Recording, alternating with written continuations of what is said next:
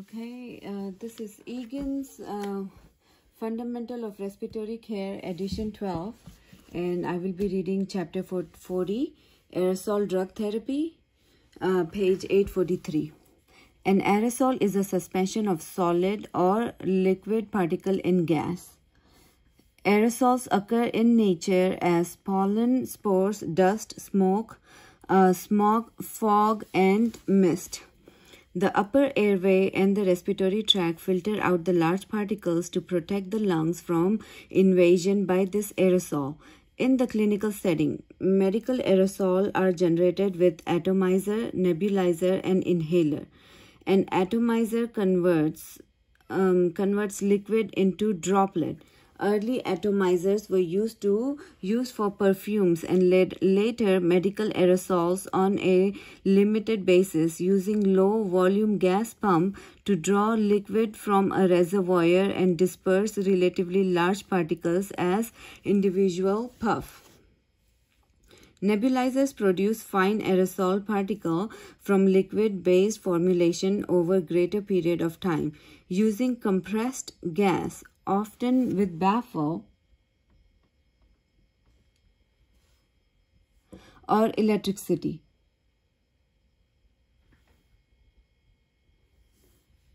Inhalers generate aerosolized medication from liquid or dry powder for a single inhalation.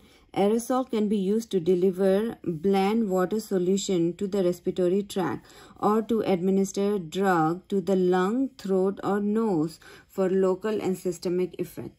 This chapter focuses on the principles of medical aerosol drug therapy. The aim of aerosol therapy is to deliver a therapeutic dose of the selected drug to the desired site of action such as nose, throat, airway, or deep lung.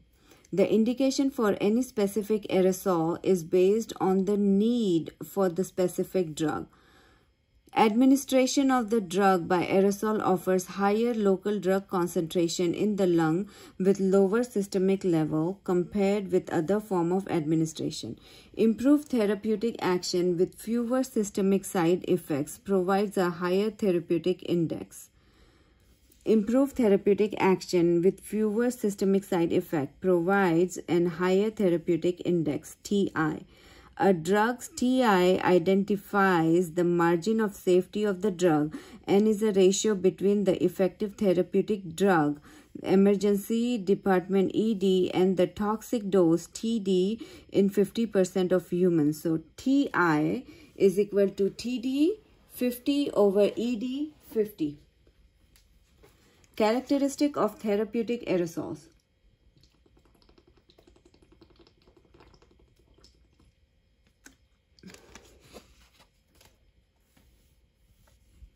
Characteristic of therapeutic aerosols. Effective use of medical aerosols require an understanding of the characteristics of aerosol and their effects on the drug delivery to the desired site of action.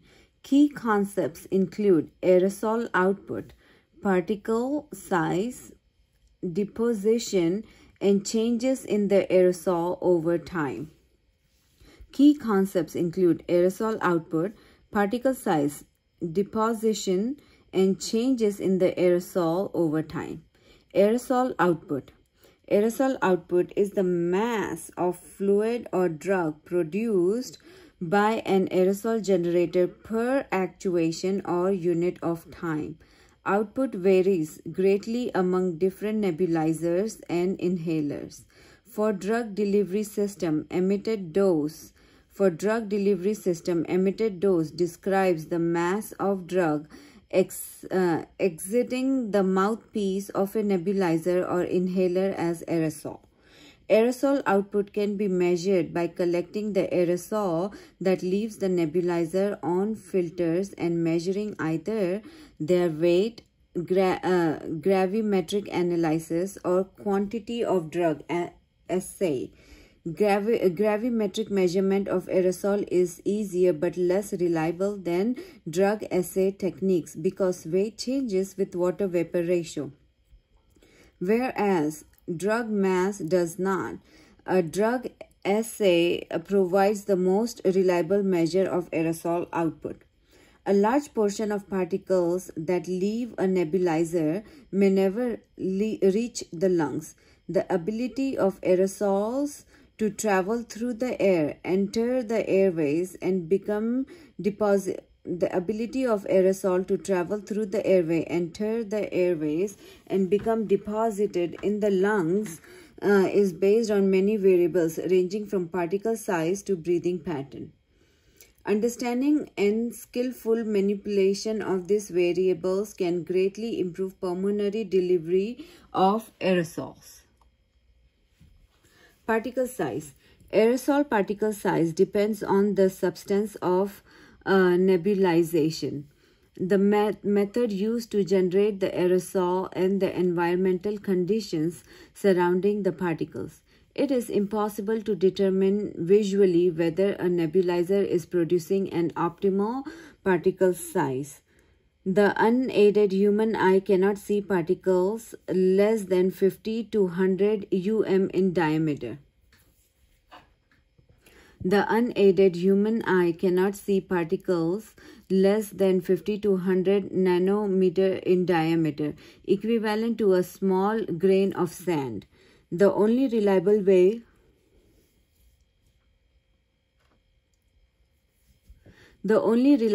to determine the characteristic of an aerosol suspension is laboratory measurement.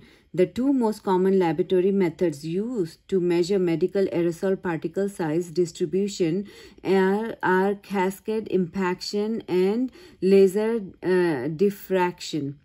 Cascade impactors are designed to collect aerosol of different size ranges on a series of stages or plates.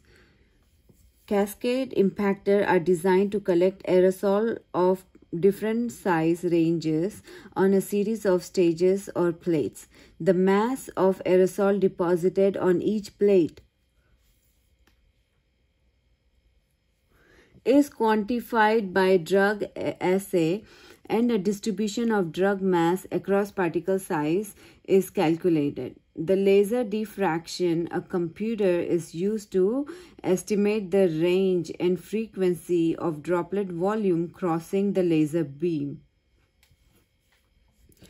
Because medical aerosol contains particles of many different size, heterodisperse, the average particle size is expressed with a measure of central tendency, such as mass, median, aerodynamic diameter. For cascade impaction, or volume, median diameter for laser diffraction. Okay. Because medical aerosol contains particles of many different sizes, heterodisperse, the average particle size is expressed in a measure of central tendency, such as mass, median, aerodynamic diameter for cascade impaction, volume, median diameter for laser diffraction. These measurement techniques of the same aerosol may report different sizes, so it is important to know which measurement is used.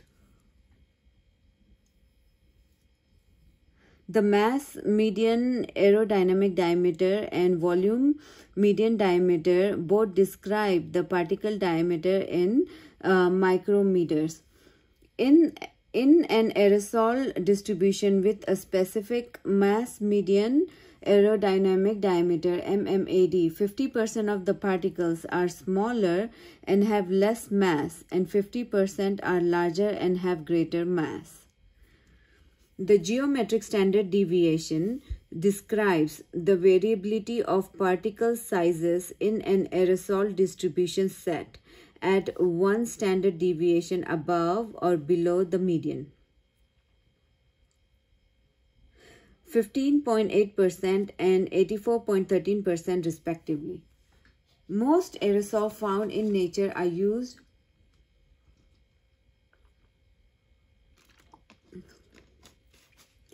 Most aerosols found in nature and used in respiratory care are composed of particles of different size, described as heterodisperse.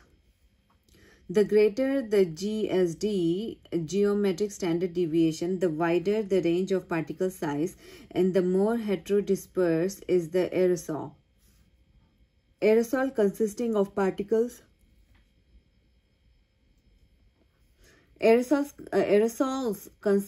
particles of similar size, GSD, less than or equal to 1.2 are referred to as monodisperse.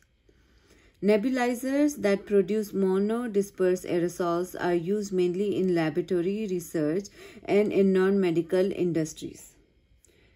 Deposition. When aerosol particles leave suspension in gas, they deposit on attached to a surface. Only a portion of the aerosol generated and emitted from the nebulizer emitted dose may be inhaled dose. A fraction of the inhaled dose is deposited in the lung, respirable dose. A fraction of the inhaled dose is deposited in the lung, respirable dose. Inhaled mass is the amount of drug inhaled. The portion of the drug mass in particles that are small enough, fine particle fraction, to reach the lower respiratory tract is the respirable mass.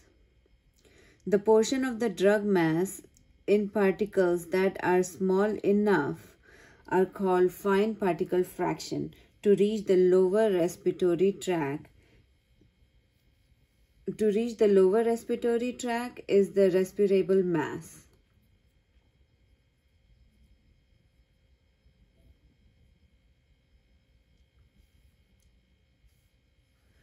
Not all aerosol particles delivered to the lungs are retained or deposited. A small percentage, 1% to 5% of inhaled drug, may be exhaled. Whether aerosol particles that are inhaled into the lungs are deposited in the respiratory tract depends on the size, shape, and the motion of the particles, and on the physical characteristics of the airways and breathing pattern. Key mechanism of aerosol deposition. Page 844.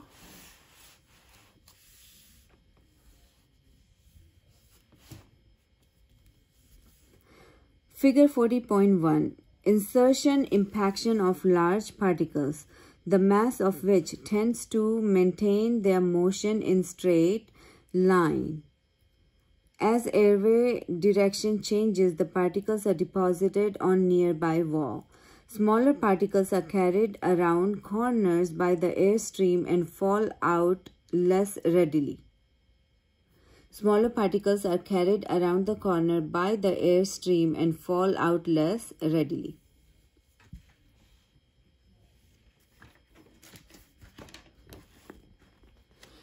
Figure 40.2.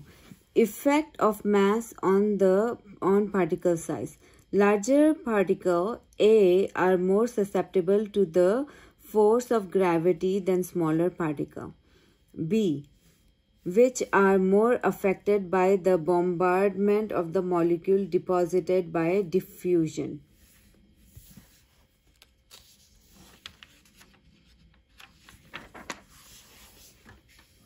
Key mechanism of aerosol deposition include inertial impaction, gravimetric sedimentation, and Brownian diffusion.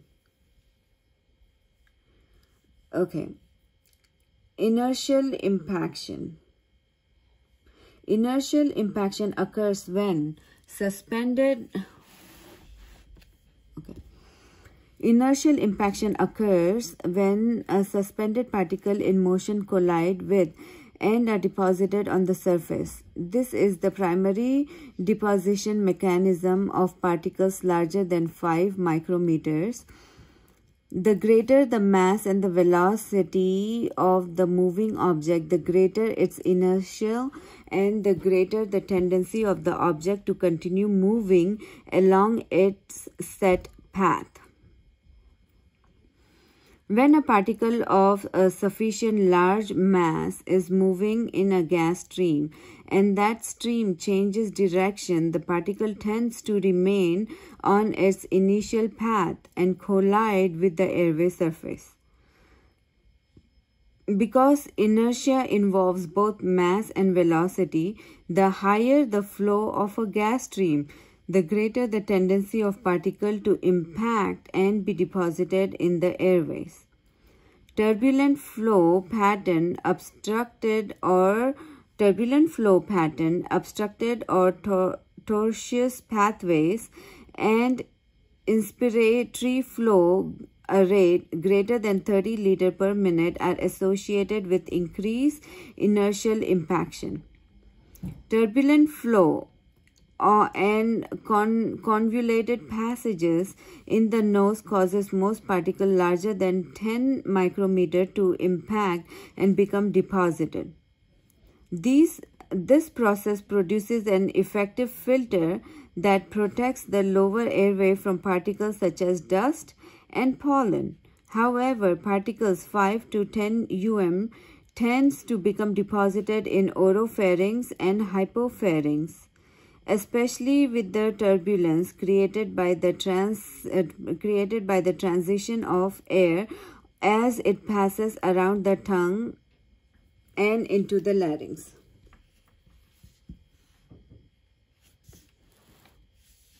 Sedimentation. Sedimentation occurs when aerosol particles settles out of suspension and are deposited owing to gravity. The greater the mass of the particle, the faster it settles. During normal breathing, sedimentation is the primary mechanism for deposition of particles 1 to 5 micrometer. Sedimentations occur mostly in the central airway and increases with time, affecting particles 1 micrometer in diameter. Breath holding after inhalation of an aerosol increases the residence time for the particle in the lung and enhances the distribution across the lung and sedimentation. Diffusion.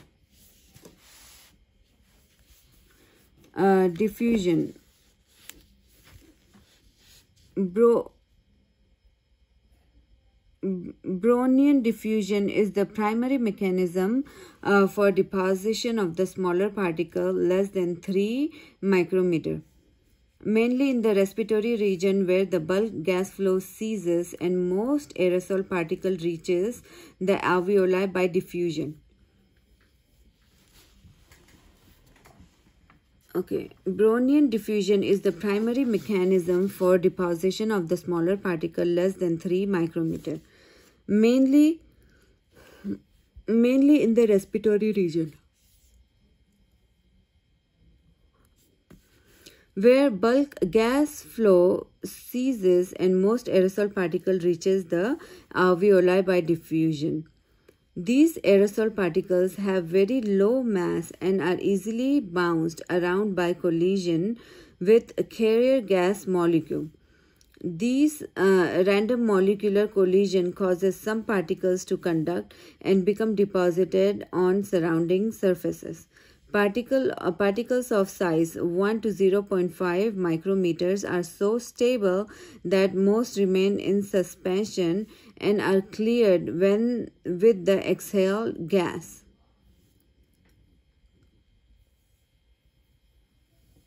Particles of size 1 to 0.5 nanometer are so stable that most remain in suspension and are cleared with exhaled gas, whereas particles smaller than 0.5 micrometer have a greater retention rate in the lungs.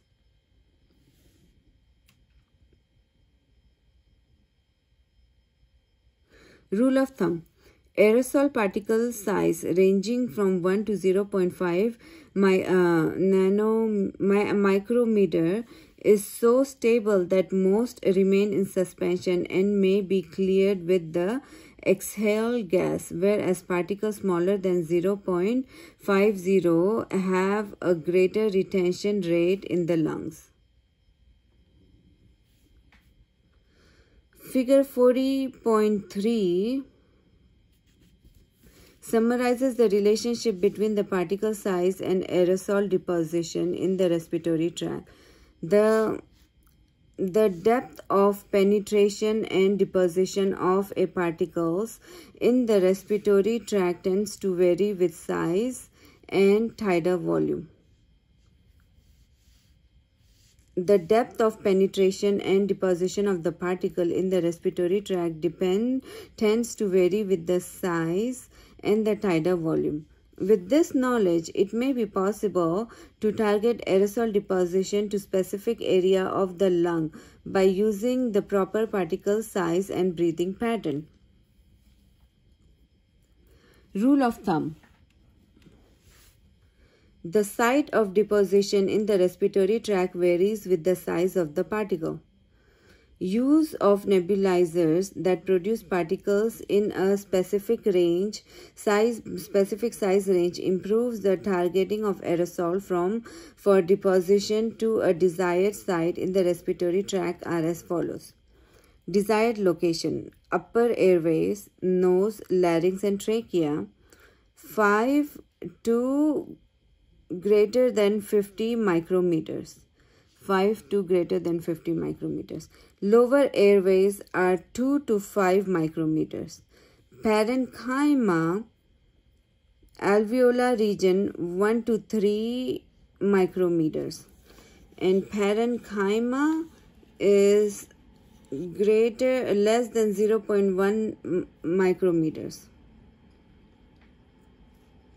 Upper airways, nose, larynx and trachea is 5 to greater than 50 micrometer.